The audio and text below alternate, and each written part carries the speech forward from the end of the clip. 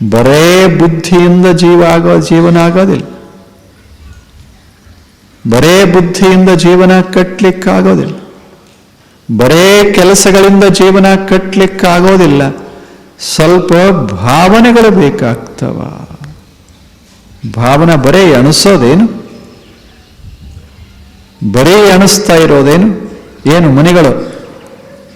ಬಾಗಲಕೋಟೆಯಲ್ಲಿ ಒಂದು ಮನೆ, ಮುಂಬೈದಲ್ಲಿ ಒಂದು ಮನೆ, ದೆಹಲಿಯಲ್ಲಿ ಒಂದು ಮನೆ, ಕಲ್ಕತ್ತಾದಾಗ ಒಂದು, ಆಚೆ ಕಡೆ ಬ್ಯಾಂಕಾಕ್ ಹೋಗದಾಗ ಒಂದು, ಆಚೆ ಕಡೆ ಜಪಾನ್ದಾಗ ಒಂದು. ಆದ್ರೆ ಇವ ದಾರ್ಯಾಗ ಏನ್ ಮಾಡೋದೇನದ? ಎಲ್ಲಾ ಬಾಗಿಲು ಮುಚ್ಚಾವ, ಎಲ್ಲಾ ಬಾಗಿಲು ಮುಚ್ಚಾವ. ಎಣಿಸಿ ಏನು ಮಾಡೋದದ? ಇದರಿಂದ ಸಂತೋಷ ಹೆಚ್ಚೋದಿಲ್ಲ, ಇದರಿಂದ ಸಂಪತ್ತು ಹೆಚ್ಚಬಹುದಷ್ಟೇ.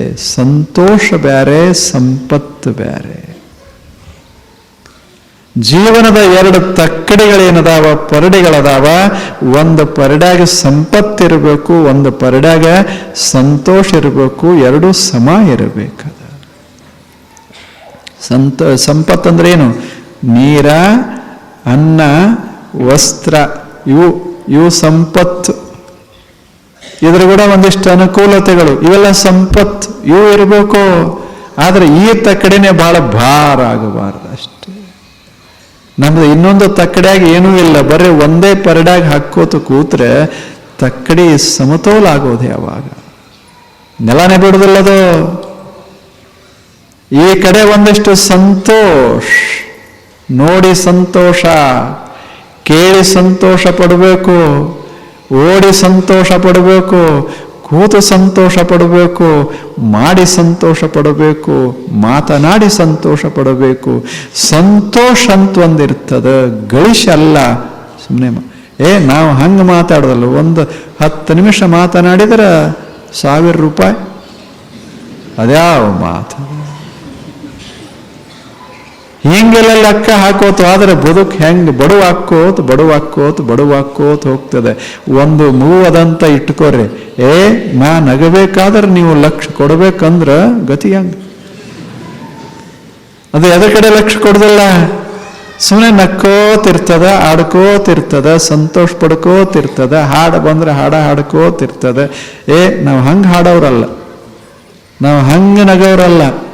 ನಮಗೆ ಬೆಲೆ ಅದ. ನಮಗೇನು ಬೆಲೆ ಇಲ್ಲೇನು? ಬೆಲೆ ಇಲ್ಲೇನು ಅಂದ್ರೆ ಏನರ್ಥ? ಸಂತೋಷಕ್ಕಿಂತ ಹೆಚ್ಚಿನ ಬೆಲೆಯುಳ್ಳ ವಸ್ತು ಯಾವುದು? ನಿಮ್ಮನ್ನೆಲ್ಲ ನೋಡಿ ಆನಂದ ಆಗ್ತದಲ್ಲ? ಎಷ್ಟು ಆನಂದ ಆಗ್ತದೆ? ನೀವು ರೊಕ್ಕ ಕೊಟ್ಟರೆ ಆನಂದ ಆಗ್ತದೆ? ಬರೇ ಒಂದು ತಿಂಗಳು ಹಿಂಗೆ ನೀವೆಲ್ಲ ಕೂತೀರೆಲ್ಲ, ನಿಮ್ಮನ್ನು ನೋಡಿ ಆನಂದ ಎಷ್ಟಾಗ್ತದ? ಆ ಪರಡಿ ತೂಗುವಷ್ಟು ಸಂಪತ್ತು ಎಲ್ಲಿರ್ತದೆ ಜಗತ್ತಿನಾಗ ಹೇಳಿ? ಇಲ್ಲಿ ಕೂತು ನೀವು ಸಂತೋಷ ಪಟ್ಟಿರಲ್ಲ, ನೀವು ಅನ್ಬೋದು ಏನಿದೆ, ಒಂದು ತಾಸು ಎಲ್ಲರಿಗೆ ಕೆಲಸ ಮಾಡಿದ್ರೆ 1000 ರೂಪಾಯಿ ಸಿಕ್ತದ್ದು, ತಗೊಂಡು ಮಾಡೋದು ಎದಕ್ಕೆ ಅಂತ.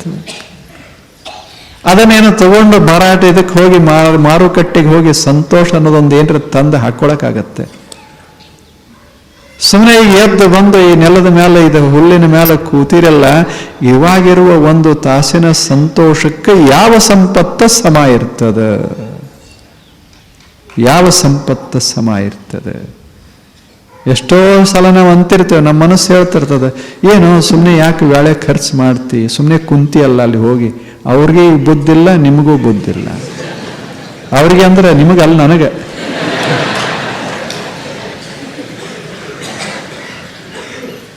ಅಂದ್ರೆ ಕುಂಡ್ರಬಾರ್ದು ಅಂತ, ಸಮಾಧಾನಲೇ ಕುಂಡ್ರಬಾರ್ದು.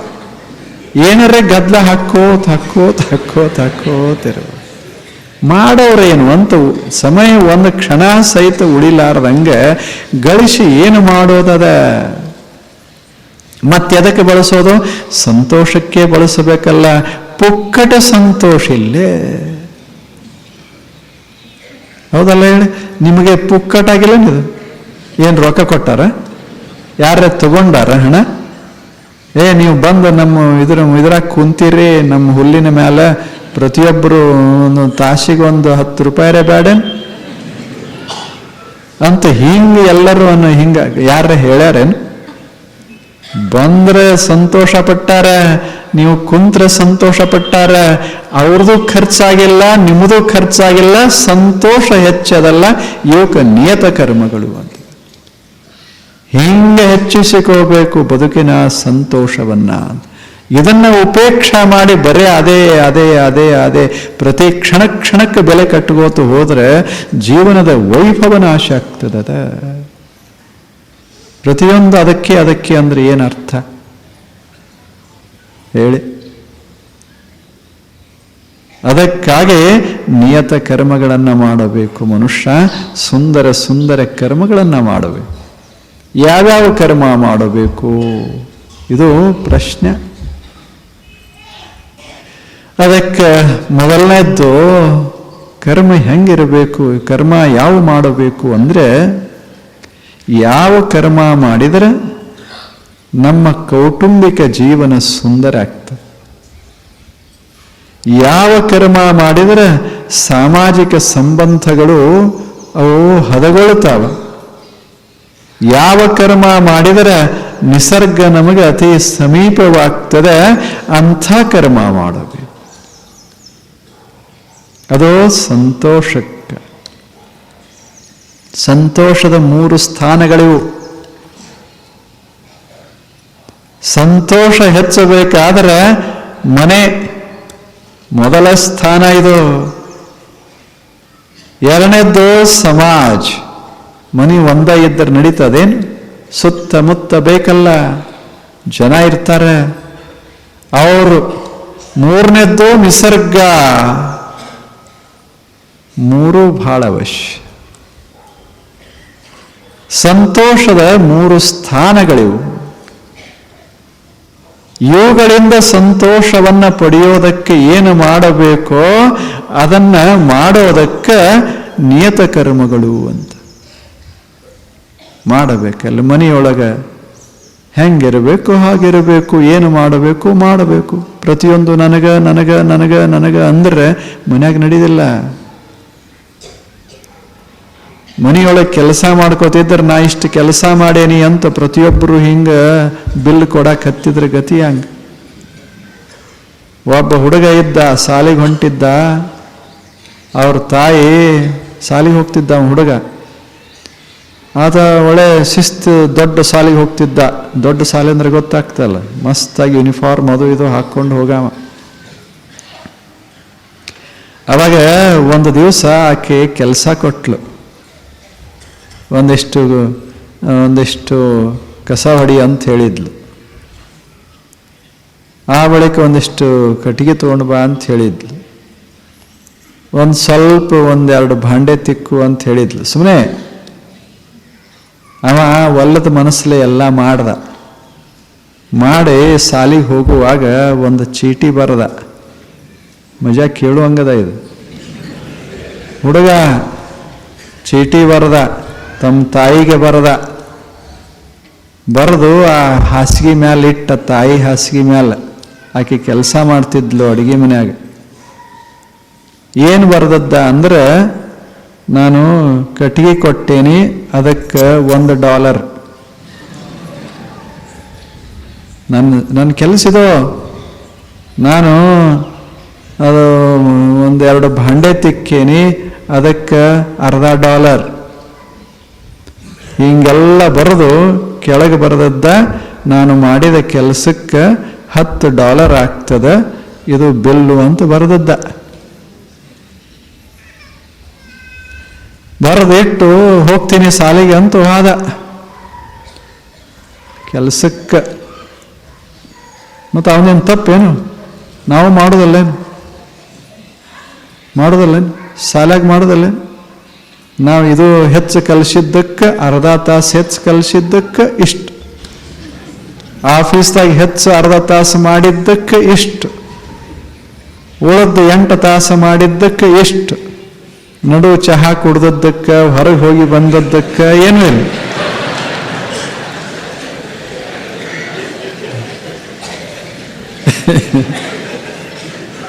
ಹೆಂಗೆ ಮನಸ್ಸು ಹೆಂಗೆ ಕೆಲಸ ಮಾಡ್ತದ ಅದು ನಾ ಹೇಳೋದು.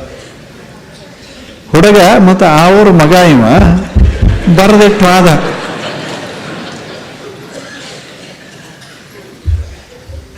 ಇವ ಸಾಲಿ ಬಿಟ್ಟು ಬರೋದ್ರಾಗ ಅದೇನು ಇತ್ತಲ್ಲ, ಅವ ಎಲ್ಲಿ ಇಟ್ಟಿದ್ದ ಅಲ್ಲಿ $10 ಇಟ್ಟಿದ್ಲು, $10 ಇಟ್ಟಿದ್ಲು ತಾಯಿ. ಇಟ್ಟು ಇನ್ನೊಂದು ಪತ್ರ ಬರೆದದ್ಲು, ನಾನು ನಿನಗೆ ಉಣಿಸೇನಿ, ಅದರ ಬಿಲ್ಲ ಶೂನ್ಯ. ನಾನು ನಿನ್ನ ಬಟ್ಟೆ ತೊಳೆದೇನಿ, ಅದಕ್ಕೆ ಬಿಲ್ ಇಲ್ಲ. ನಾನು ನಿನ್ನ ಹಾಸಿಗೆ ಹಾಸಿ ಮಲಗಿಸೇನಿ, ಅದಕ್ಕೆ ಬಿಲ್ ಇಲ್ಲ. ಹಿಂಗೆಲ್ಲ ಬರೆದು 10-20 ಹಿಂಗೆ ಬರೆದು ಕೆಳಗೆ ಬರೆದಾಳ, ಏನೂ ನೀನು ಕೊಡಬೇಕಾಗಿಲ್ಲ. ಅದನ್ನೇನು ಓದ್ದ ಹುಡುಗ ಕಣ್ಣಾಗ ನೀರ ಬನಾಕ್ಸರು, ಕಣ್ಣೀರ ಸುರಿಸ್ತ. ಇನ್ನೊಬ್ಬರು ಏನು ಮಾಡ್ಯಾರ ಅನ್ನೋದನ್ನು ಗಮನಿಸದೇ ಇದ್ರೆ ತನ್ನದ ಮಾಡಿದ್ದಕ್ಕೆ ಬಹಳ ಬೆಲೆ ಬರಕ್ಕೆ ಶುರುವಾಗ್ತದೆ. ಜೀವನ ಅಂದ್ರೆ ಬಿಲ್ ಇಡೋದೇನು ಹೇಳಿ? ಸಂತೋಷಕ್ಕೆ ಕೆಲಸ ಮಾಡೋದೇ ಬೇಡ. ಈಗ ರಸ್ತಾದಾಗ ಹೋಗಿರ್ತೇವೆ, ಒಂದೇನರೇ ಕಲ್ಲು ಬಿದ್ದಿರ್ತದ, ಹಿಂಗೆ ತೆಗೆದ ಮಗ್ಗಲಿಟ್ರೆ ಬಿಲ್ ಬರೀತೇವೆ. ನಮ್ಮ ಕೆಲಸ ಅಲ್ಲ ಇದು, ಕಲ್ಲು ಒಗದವ್ರ ಕೆಲಸ, ಮುನ್ಸಿಪಾಲ್ಟಿ ಕೆಲಸ. ಬದುಕವ್ರು ನಾವು ಒಂಗಿಟ್ರೆ, ಒಂದು ಮುಳ್ಳು ತೆಗೆದು ಇಟ್ರೆ ಏನು ಆಗತ್ತದೇನು ಅಂತ, ಅದಕ್ಕೆ ಮತ್ತೆ ಬಿಲ್ ಮಾಡೋದೇನು? ಸುಮ್ಮನೆ ಅದನ್ನು ಕಲ್ಪನಾ ಮಾಡಿರ್ತಾವ. ಹುಡುಗ ಬಿಲ್ ಮಾಡಿಟ್ಟು ಹೋಗ್ಯಾನ, $10 ಬಿಲ್ ಮಾಡಿಟ್ಟು ಹೋಗ್ಯಾನ. ತಾಯಿ $10 ಜೋಡಿಸಿ ತನ್ನ ಪತ್ರ ಇಟ್ಟಾಳ, ನನಗೇನು ನೀ ಬಿಲ್ ಕೊಡಬೇಡ, ಅದು ಪುಕ್ಕಟ. ಅದೇನು ಭಾವ ಅದ ಅಲ್ಲ, ಅದಕ್ಕೆ ನಿಯತ ಕರ್ಮ ಅಂತ ಕರೀತಾರೆ. ಅದು ಕರ್ಮ, ಅದು ಕೆಲಸ ಆಗ್ತದೆ. ಕೊನೆಗೆ ಬರದಾಳ, ನಾನಿಷ್ಟು ಕೆಲಸ ಮಾಡೇನಲ್ಲ, ನಿಂದು ಮಾಡೇನಿ ಅಂತಲ್ಲ, ನನ್ನ ಆನಂದಕ್ಕಾಗಿ ಮಾಡೇನಿ, ನೀನು ಬಿಲ್ ಕೊಡಬೇಡ. ಹಿಂಗ ತಾಯಿನೂ ಬಿಲ್ ಹಚ್ಕೋತು ಆದ್ರೆ ಜಗತ್ತು ನಡೆಯೋದು ಹೇಗೆ ನಡೀತದ? ನಾವು ಗಳಿಸೇವಿ, ನಾವು ಬೇಕಾದಂಗೆ ಖರ್ಚು ಮಾಡ್ತೀವತ್ತು ನೀವಂದ್ರೆ, ಅವರು ತಮ್ಮದಕ್ಕೆ ಬೆಲೆ ಕಟ್ಟಿದ್ರೆ ನಿಮ್ಮ ಕಿಸೆ 1 ನಿಮಿಷ ತಾಳಿದ. ಯಾಕೆಂದ್ರೆ ನಿಮ್ಮದು 8 ತಾಸ, ಅವ್ರದ್ದು 24 ತಾಸು ಕೆಲಸ ಮಾಡ್ತಾರೆ. ಹಗಲೇನೋ ರಾತ್ರಿ ಏನು. ಮನೆಯ ವೈಭವವನ್ನು ಹೆಚ್ಚಿಸೋರು ಅವರು, ಮನೆಯನ್ನು ಶೃಂಗರಿಸೋರು ಅವರು, ಮನೆಯ ಗೌರವ ಕಾಪಾಡೋರು ಅವರು, ಮನೆಯಲ್ಲಿ ಸಂತೋಷ ಕಡಿಮೆ ಆಗದಂಗೆ ನೋಡಿಕೊಳ್ಳೋರು ಅವರು. ಇಷ್ಟಕ್ಕೆಲ್ಲ ಬೆಲೆ ಕಟ್ಟೋದು ಹೇಗೆ ಕಟ್ತೀರ? ಸಂತೋಷಕ್ಕಾಗಿ ಅವರು ಮಾಡ್ತಾರಲ್ಲ, ಅವರೇ ಯೋಗಿಗಳು.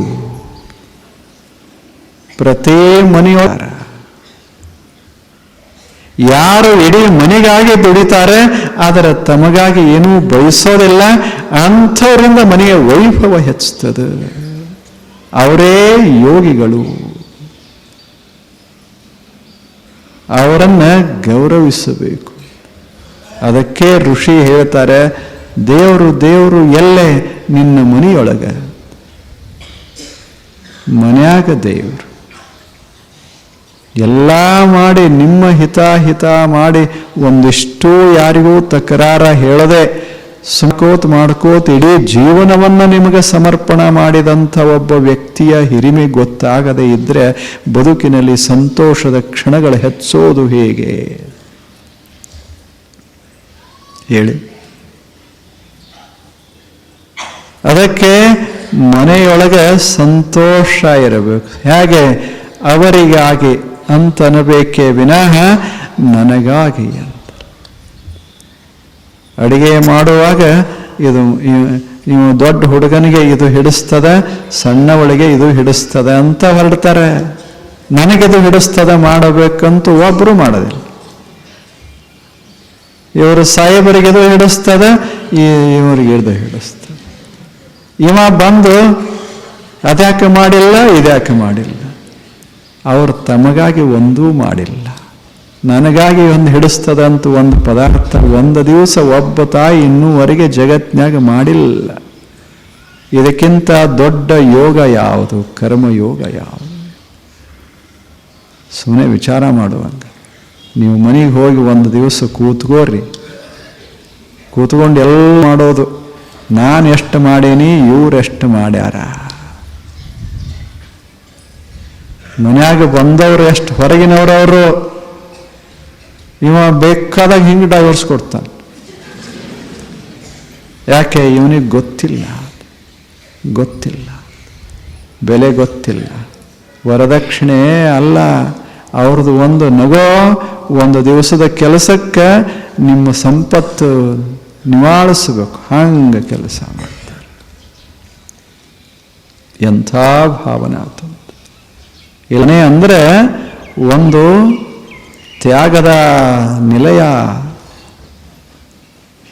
ನೀವು ನಿಮಗೂ ಒಂದು ವೇಳೆ ನಿಮ್ಮ ಮನೆ ಬಿಟ್ಟು ಅವ್ರ ಮನೆಗೆ ಹೋಗೋ ಪಾಳೆ ಬಂದ್ರೆ ಗತಿ ಹೆಂಗೆ?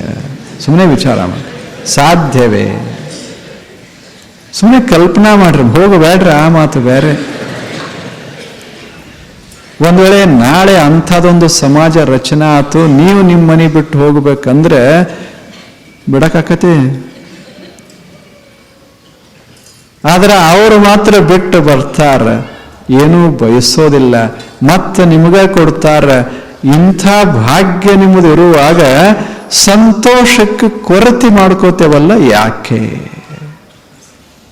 ಮತ್ತೆ ಅವ್ರಿಗೆ ಬೆಂಕಿ ಹಚ್ಚಿ ಸುಟ್ಟಾಕ್ತೇವೆ, ಇಲ್ಲವೇ? ಏನು ಜೀವ?